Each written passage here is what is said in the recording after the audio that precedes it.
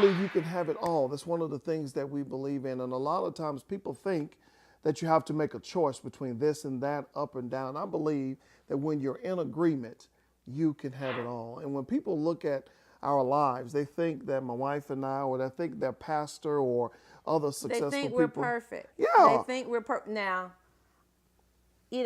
over the years, I've had to work on some things. We've had to work on some things, and, we've come a long way. We've come a long way. We've come a long way. A long way. A long way.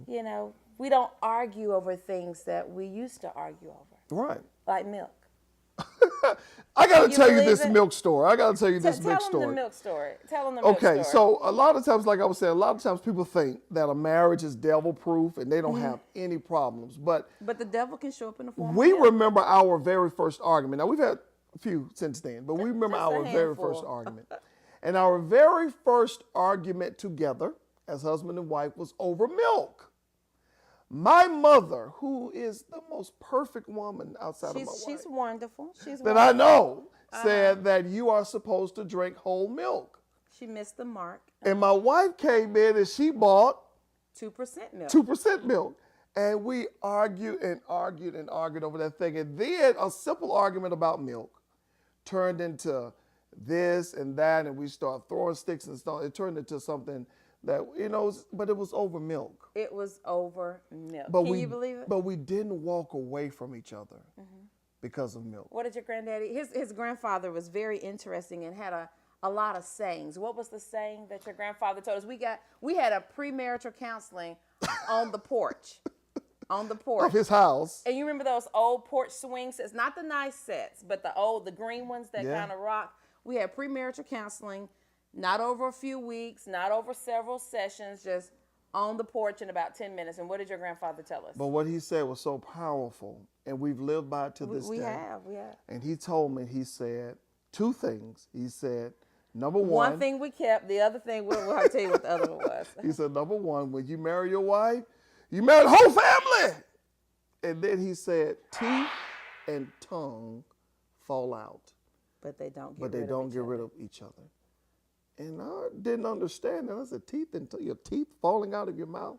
But what he was actually saying is that sometimes when you're talking, you're chewing, or you're eating your food, you'll accidentally bite your tongue.